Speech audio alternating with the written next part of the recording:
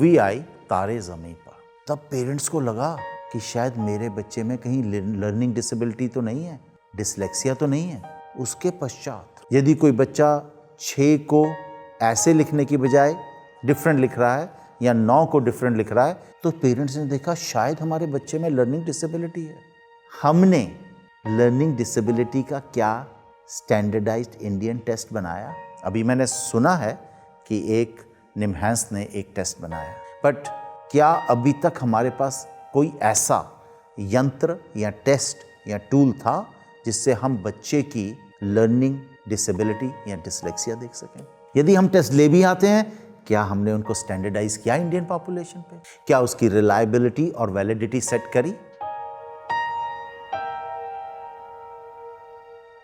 Mental health के जो पीड़ित व्यक्ति हैं, उनको अभी भी अधिकार नहीं दिए जा रहे, अभी भी उनको साइडलाइन किया जा रहा है, अभी भी डायग्नोस्टिक सिस्टम उनका ठीक तरह से नहीं अवेलेबल है। मैं कुछ एक फिगर्स देना चाहता हूँ। लगभग हर 4 लाख पॉपुलेशन के ऊपर एक साइकोलॉजिस्ट है।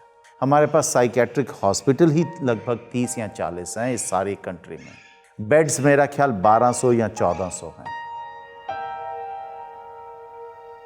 जब कोई माँ बाप को ये कहता है कि आपके बच्चे में किसी भी तरह का मानसिक रोग आ गया, इसको डॉक्टर के पास ले जाओ या साइकोलॉजिस्ट के पास ले जाओ, माँ बाप सोचते हैं इसमें शायद कुछ ऐसी रूह आ गई है जैसे वो बिहेव कर रहा है। जैसे बहुत केसेस हैं हमारे, bipolar, split personality, manic depressive, schizophrenia. यदि मैं चाहूँ भी किसी साइकोलॉजिस्ट को दिखाना, बड़े शहरों में तो शायद मुझे मिल जाएगा, छोटे शहरों में कोई साइकोलॉजिस्ट भी एग्जिस्ट नहीं करता।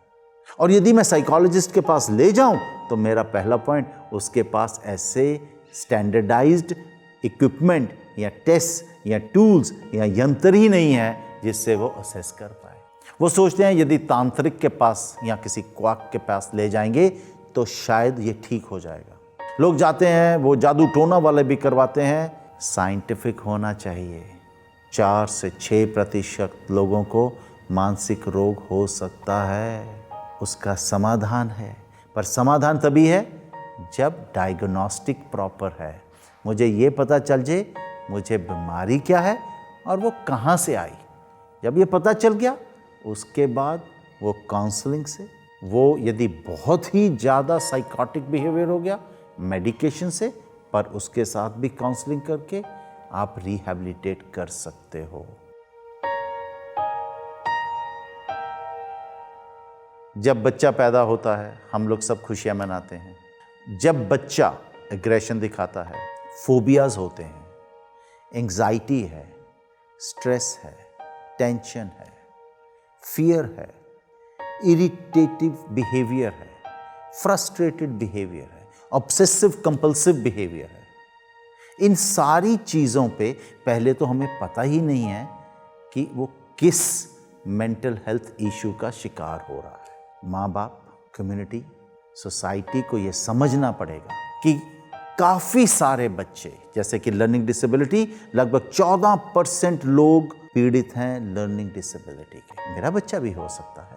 इसको स्टिग्मा मत लीजिए, इसको ये ना लीजिए कि क्या मेरे बच्चे के साथ क्या हो गया। और इसको यदि आप अच्छी परवरिश करना चाहते हैं तो सबसे बड़ी बात है, माँ और बाप का बिहेवियर बिल्कुल अच्छा होना चाहिए।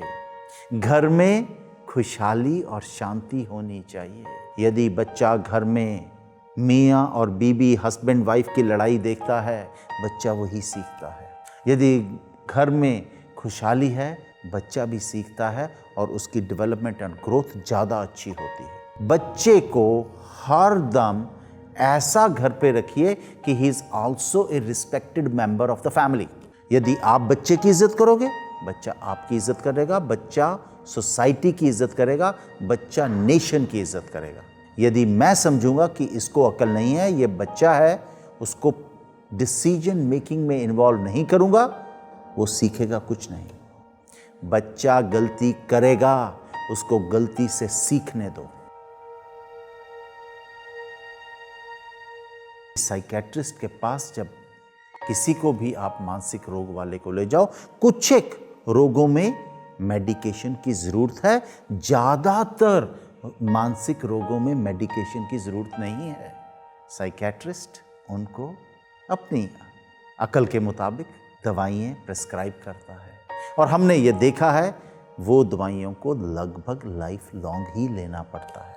मैं ये बिल्कुल नहीं कह रहा कि साइकेट्रिस्ट गलत कर रहे हैं, पर मैं ये ज़रूर कह रहा हूँ कि हमको मेडिकेशन पे जाने से पहले बहुत सोचना चाहिए। सबका ट्रीटमेंट है, डिपेंड करता है कि आप सही समय पे आपने डॉक्टर को अप्रोच किया, साइकोलॉजिस्ट को अप्रोच किया।